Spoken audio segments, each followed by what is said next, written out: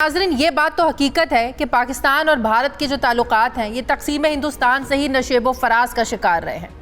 माजी में भी ताल्लुकात की बहाली की कोशिशें होती रही हैं, लेकिन हमेशा ये कोशिशें कभी मुंबई हमलों, कभी पठानकोट जैसे वाक़यात और पुलवामा जैसे वाक़यात की नज़र हुई हैं। अब की बार ताल्लुकात में जो खलीज बढ़ी है, इसकी वजह नरेंद्र मोदी के 5 अगस्त 2019 के जम्मू कश्मीर में जो किए जाने वाले इक़दामात हैं, ये सबसे बड़ी वजह। और पाकिस्तान का वाज़ेह एक मौक़िफ़ है, दो टोक मौक़िफ़ है कि नई दिल्ली से दोबारा मुज़ाकरात शुरू करने से पहले भारत को 5 अगस्त के इक़दामात को वापस लेना होगा। हमने पिछले हफ्तों में ये खबरें भी देखी कि कुछ गैर मुल्की मीडिया की तरफ से खबरें भी आ रही थी कि पाक भारत ताल्लुकात में बेहतरी के लिए पसे पर्दा कुछ जो ममालिक हैं वो कोशिशें कर रहे हैं, जिसमें अमेरिका, सऊदी अरब और यूएई शामिल हैं। अब गुज़श्ता कुछ महीनों में होने वाले वाक़यात पर अगर हम ये नज़र डालें तो हमें पता चलता है कि ताल्लुकात में बेहतरी के लिए कोशिशें हो रही हैं। DGMOs की मीटिंग हुई, 2003 के सीज़फायर मुआहदे पर इत्तफाक हुआ। फिर भारत ने वज़ीर-ए-आज़म इमरान खान को श्रीलंका का जो उन्होंने दौरा किया, उस दौरे के दौरान अपनी फ़ज़ाई हुदूद इस्तेमाल करने की इजाज़त दी। फिर 23 मार्च को नरेंद्र मोदी ने खैर सगाली का ख़त लिखा, वज़ीर-ए-आज़म ने जवाबी ख़त लिखा, आर्मी चीफ ने अमन की बात की, वज़ीर-ए-आज़म इमरान खान ने अमन की बात की। अब नाज़रीन, इस सारे तनाजुर में पाक भारत ताल्लुकात में कहा जा रहा है कि एक बड़ी पेशरफ्त हो सकती है। 92 न्यूज़ के सीनियर एंकर पर्सन डॉक्टर मोहित पीरज़ादा की बलूचिस्तान टाइम्स में एक खुसूसी रिपोर्ट शाया हुई है, जिसके मुताबिक भारतीय वज़ीर-ए-आज़म नरेंद्र मोदी रवां साल अक्टूबर में पाकिस्तान का दौरा कर सकते हैं। और भारत के साथ बैकडोर जो चैनल रवाबित हैं ये पिछले 1 साल से जारी हैं। इसी पर मैं बात करूंगी। मुझे डॉक्टर मोहित पीरज़ादा साहब ज्वाइन कर रहे हैं। अस्सलाम वालेकुम, बहुत बहुत शुक्रिया डॉक्टर साहब आपका। डॉक्टर साहब, पाक भारत ताल्लुकात में नॉर्मलाइजेशन ज़ाहिर है ये एक दिन में तो मुमकिन नहीं है, इसके पीछे तवील मुज़ाकरात का एक प्रोसेस होता है। आपने भी आज अपनी रिपोर्ट में जो जिक्र किया कि भारत के साथ बैकडोर चैनल रवाबित पिछले 1 साल से जारी हैं, सर इसका क्या बैकग्राउंड है, कैसे ये मामलात शुरू हुए 5 अगस्त 2019 के बाद? Shazia, thank you so much for inviting me in your programme. देखिए, इसके 2 फेज़ हैं जो हमें पता चला है। जो पाकिस्तानी सोर्सेज ने, बहुत ही हाईली प्लेस सोर्सेज ने जो हमें कंफर्म किया है, जो जिन सोर्सेज को मैंने साइट किया है बलूचिस्तान टाइम्स की न्यूज़ रिपोर्ट में, जिसका आप इशारा दे रही हैं। पहला प्रोसेस शुरू हुआ अगस्त 2018 में हिंदुस्तान की national security adviser Ajit Doval और पाकिस्तान की इंपॉर्टेंट पर्सनैलिटीज़ के दरमियान। और ये प्रोसेस उस वक्त डिसरप्ट हो गया जब खिलाफ तवक्को हिंदुस्तान की हुकूमत ने अगस्त 2019 का जो है उन्होंने इक़दामात किए कश्मीर में। उसके बाद ये कई महीने तक ये प्रोसेस डिसरप्टेड रहा और फिर गुज़िश्ता बरस कहीं मार्च अप्रैल में इस प्रोसेस का दोबारा से आगाज़ हुआ और अब जिस चीज़ को हम देख रहे हैं उसे कम से कम 1 साल हो चुका है। ताहम जब हम ये सुनते हैं कि प्रोसेस था चल रहा, एक एंगेजमेंट थी, और उसके बावजूद हिंदुस्तान की हुकूमत ने, नरेंद्र मोदी की सरकार ने मकबूजा जम्मू और कश्मीर में, इंडियन ऑक्यूपाइड जम्मू और कश्मीर में उन्होंने 5 अगस्त 2019 के इक़दामात किए, तो ज़ाहिर है हमारे एहतमाद को बहुत ठेस लगती है और एक ट्रस्ट जो है यहाँ बड़ा डैमेज होता है कि अगर एक प्रोसेस की मौजूदगी में नरेंद्र मोदी की हुकूमत ये इक़दामात उठा सकती है तो फिर क्या आगे चलने वाले किसी प्रोसेस पे आप जो है यकीन कर सकते हैं। बहरहाल हमारे सोर्सेज यही कहते हैं इस्लामाबाद में, जी इस्लामाबाद में सोर्सेज यही कहते हैं कि एंगेजमेंट का प्रोसेस चल रहा है, ये डेड नहीं हुआ। और हमाद अजहर साहब ने जो उस वक्त एक डिक्लेरेशन कर दिया कॉटन और शुगर इंपोर्ट का, ये एक प्रीमेच्योर डिसीजन था, प्रीपोस्टरस था।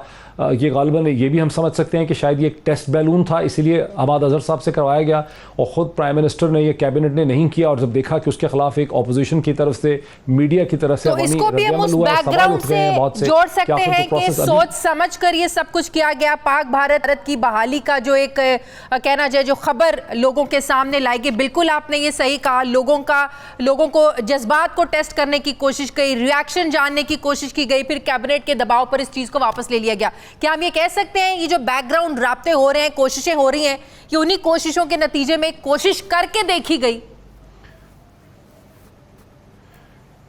जी बिल्कुल शाज़िया, मैं आपसे इत्तफाक करता हूँ। मैं भी इसी नतीजे पे पहुँचा हूँ कि ज़ाहिर है हमाद अजहर कोई बच्चे नहीं हैं और अकेले वो एक्शन कर भी नहीं सकते थे।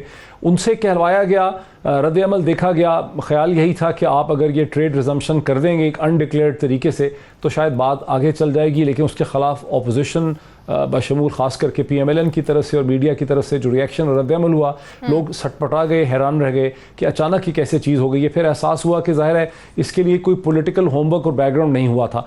तो जहाँ एक एंगेजमेंट बहुत मुस्बत और पॉजिटिव स्टेप है, वहाँ ये सवालात उठ रहे हैं कि इस एंगेजमेंट के नतीजे में भारत पाकिस्तान को क्या देगा और पाकिस्तान भारत को क्या देगा। और भारत के जो मोदी हुकूमत के जो यहाँ पे गोल्स हैं, उनके जो इंटरेस्ट हैं, वो तो बड़े वाज़े और क्लियर हैं कि वो चाहते हैं कि वो दुनिया को बता सकें कि पाकिस्तान के साथ उनका एक नॉर्मलाइजेशन का प्रोसेस चल रहा है, बातचीत हो रही है। अगर ट्रेड रिज्यूम हो जाता है तो वही कह सकते हैं कि देखिए हमने साउथ एशिया में अमन हासिल कर लिया है। लेकिन पाकिस्तान को इसके जवाब में क्या मिलेगा, ये एक बहुत बड़ा सवाल है जिसका कोई खातिर तसल्ली का जवाब हमें नहीं मिल रहा कि अगर हम ट्रेड रिज्यूम कर लेते हैं। सारी हमारे सामने एक नतीजे आ रहे हैं या इसको एक पॉजिटिव जो हम मूव कह रहे हैं, ये जो अमेरिका में नई इंतजामिया आई है, बाइडेन की इंतजामिया आई है, फिर यकीनन भारत को एक चाइना का भी प्रेशर रहा है, तो हम कह सकते हैं कि अगर भारत कुछ बैक फुट पर गया है, ये एक कदम पीछे हटा है, उसकी वजह यह है कि नई अमेरिकी इंतजामिया का दबाव और दूसरी तरफ चाइना का जो उन पर दबाव है, ये उसका भी नतीजा हो सकता है। देखिए हमारे जो सोर्सेज हैं इस्लामाबाद में, वो तो ये कहते हैं कि अमेरिका का इन बैक चैनल जो एंगेजमेंट है बैक चैनल की, इसके साथ अमेरिका का कोई ताल्लुक नहीं है। अमेरिका महज एक ऑब्जर्वर है, एक स्पेक्टेटर है, वो इसे देख रहा है। लेकिन जो इंडिपेंडेंट एनालिस्ट हैं पाकिस्तान के, जो सीरियस एनालिस्ट हैं, वो समझते हैं कि इससे, जैसा कि आप कह रही हैं, बाइडेन एडमिनिस्ट्रेशन से इसको अलग हट के नहीं देखा जा सकता, क्योंकि बाइडेन एडमिनिस्ट्रेशन नरेंद्र मोदी की हुकूमत को बहुत खुल के एंगेज करना चाहती है। चीन के खिलाफ उनको बहुत बड़े इत्तेहादी के तौर पे देखती है, क्वाड में भारत को पुश करना चाहती है। वो चाहते हैं कि भारत और पाकिस्तान के दरमियान टेंशन्स के जो ऑप्टिक्स हैं कश्मीर के हवाले से, उसमें कमी हो, ताकि भारत को एंगेज करने में, और चूंकि फिर गुज़िश्ता 2-2.5 बरस में नरेंद्र मोदी के इमेज में भी बड़ी कमी आई है बिकॉज ऑफ जो सिटीजन अमेंडमेंट एक्ट पे जिस किस्म के फसादात हुए हैं, कश्मीर में जिस किस्म के हालात रहे हैं, माइनॉरिटीज़ का जो ट्रीटमेंट रहा है, तो यहाँ पर नरेंद्र मोदी को फेसलिफ्ट करने की कोशिश कर रही है इंडिया की इस्टेब्लिशमेंट। मोदी के दौरे पाकिस्तान को सार्क कॉन्फ्रेंस में शिरकत के तनाजुर में देखा जा रहा है।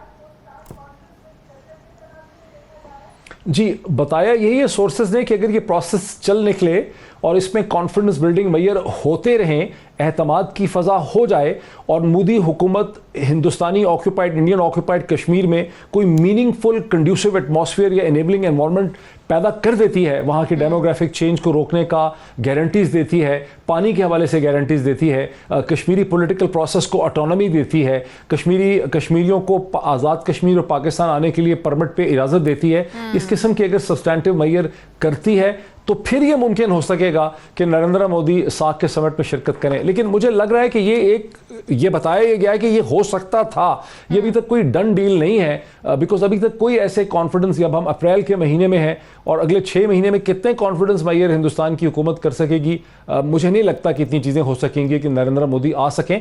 वो चीज़ मुझे नहीं लगता कि हो सकेगी। सोचा ज़रूर गया होगा, लेकिन ग्राउंड रियलिटी को देखते हुए ऐसा नहीं लगता कि ऐसा हो सकेगा।